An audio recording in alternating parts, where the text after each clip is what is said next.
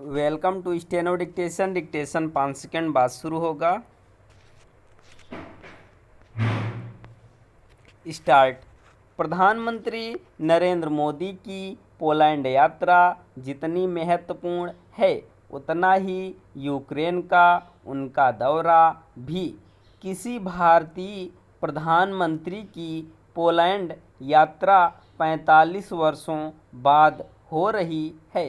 भारतीय प्रधानमंत्री की यूरोप के इस महत्वपूर्ण देश की यात्रा में इतना लंबा समय नहीं लगना चाहिए था, इसलिए और भी नहीं क्योंकि दोनों देशों के दशकों से मधुर संबंध रहे हैं। पोलैंड के लिए भारत इसलिए भी महत्व रखता है क्योंकि दूसरे विश्व युद्ध के दौरान जब वहाँ की सैकड़ों महिलाओं और बच्चों को कहीं शरण नहीं मिल रही थी, तब भारतीय रियासतों ने उन्हें शरण दी थी। पोलैंड भारत के इस उपकार को भूला नहीं है।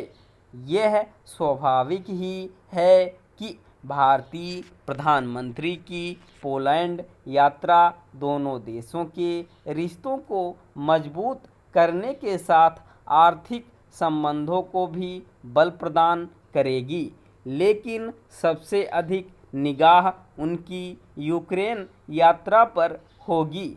वह वहां 23 अगस्त को ट्रेन से पहुंचेंगे। इस यात्रा पर दुनिया भर की निगाहें होंगी क्योंकि हाल में भारतीय प्रधानमंत्री रूस भी गए थे। जब से रूस ने यूक्रेन पर हमला किया है, तब से अनेक देशों के शासनाध्यक्षों ने यूक्रेन की यात्रा की है, लेकिन ऐसे शासनाध्यक्ष गिनती के ही हैं जिन्होंने रूस के साथ साथ यूक्रेन की भी यात्रा की है।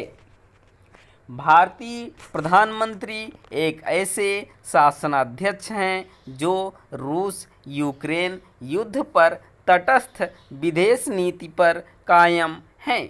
उनके नेतृत्व में भारत इस युद्ध का विरोध भी करता रहा है और इसके साथ ही रूस से अपने संबंध तोड़ने से मना भी करता रहा है।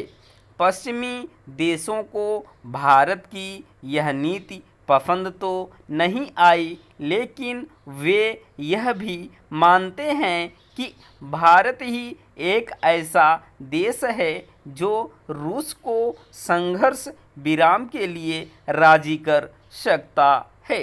यह धारणा भारत की कूटनीतिक महत्ता और उसके बढ़ते कद को रेखांकित करती है। इसका श्रेय मोदी सरकार की विदेश नीति को जाता है, जिसे उसने अपने पिछले 10 वर्षों के शासनकाल में नई धार दी है। अंतर्राष्ट्रीय स्तर पर भारत का कद बढ़ने का एक कारण उसकी अर्थव्यवस्था का तेज गति से बढ़ना भी है, और वह भी ऐसे समय जब प्रमुख देश आर्थिक सुस्ती से दो चार थे।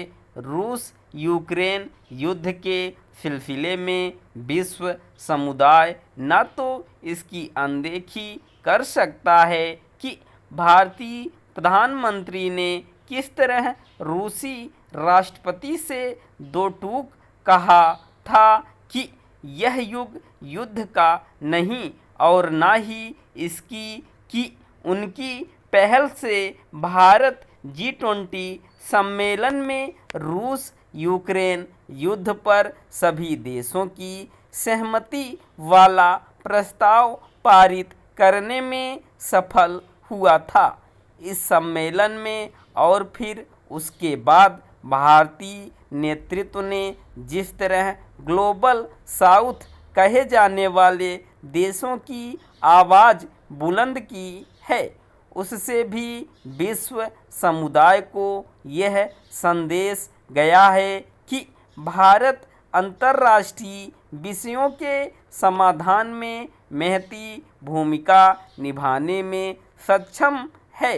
रूस यूक्रेन युद्ध रोकना आसान नहीं, लेकिन भारत को इसकी पहल तो करनी ही चाहिए। स्टॉप।